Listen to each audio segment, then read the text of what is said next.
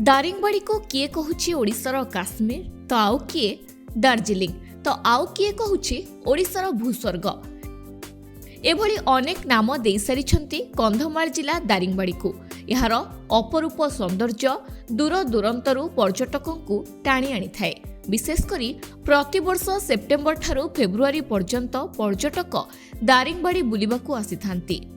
शीतर लहरी रहिबा सह बण पहाड़ घेरा दारिंगबाड़ीर सौंदर्य सही समय रे द्विगुणित करिथाए ओ परिवेश पर्यटकों आकृष्ट करिथाए।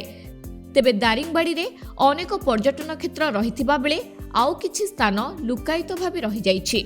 एभली एक पर्यटन क्षेत्रर उक्त ब्लॉक किरिकुटी पंचायतर मुंडनाजु ग्राम निकट महाबंध पिकनिक स्पॉट प्रशासन और पर्यटकों दृष्टि आढ़ुआल रही जाइछि। ए जगहटा अति अति सुंदर। एटी गोटे सुंदर झरणा बहुची।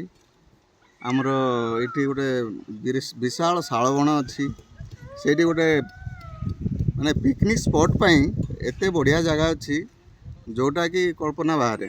एटा आमर स्थानीय माने प्रशासन देखि नांती देखिछंती किंतु ताकू टिके आउ टिके डेवलपमेंट करवा दरकार। खाली रहिबा पई कि शौचालय पई टिके सुविधा करवा दरकार। आ एटी गोटे बढ़िया आपण माने पछरे देखुथिबे पत्थर विस्तीर्ण पत्थर अच्छी माने प्लाटफॉर्म भलिया अच्छी। से पत्थर सेठी आमे सब बनभोजी करूछु। जेतेबेले आमर बनभोजी प्रोग्राम हुए आमर मोर जनातरे मोर संपर्क लोक जेतेबेले एठू बनभोजी करबा चाहूछंती मु सेठू एठू ही आणुची। एटी सुंदर जगह डिसिप्लिन जगह बहुत मनोरम जगह। ये आपण मैंने देखिए माने सबुआड़े देखिए सबू जंगल से भितर गोटे सुंदर खड़ग नदी बहीकी जाऊँगी। एठू आसतु एंजॉय करूँ बढ़िया लगे किए डिस्टर्ब करवा नहांती।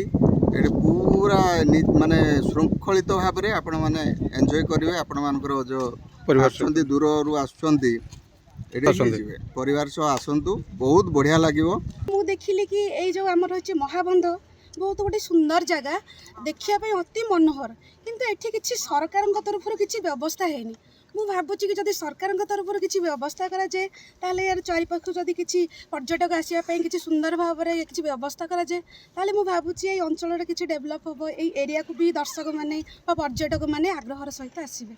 यार ना हूँ खड़ग नदी ये जाकि तले तेल नदी में मिसी एवं तेल नदी खड़ग नदी मिशन महानदी बहुत बड़ स्रोतटीए जीवनधारा ये अंचल कहले चले। एत सुंदर पर्यटन स्थली सहित गोटे भल पिकनिक स्पॉट ये अच्छी किंतु लोकलोचन बहुत दूर। आमे से आज या गोटे कार्यक्रम करूँ चलो से भोजी कर खाइबा भल लगुच खुशी लगुच। पानी तो ये 12 मास आप पाइबे।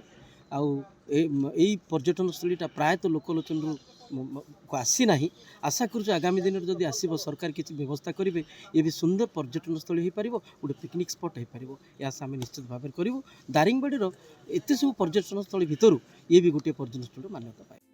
दारिंगबाड़ी ठारू मात्र 23 किलोमीटर दूरता एही पिकनिक स्पॉट रहिथिबा बेले 59 नंबर जातीय राजपथर कड़रू मात्र 100 मीटर दूरतारे रहिछि।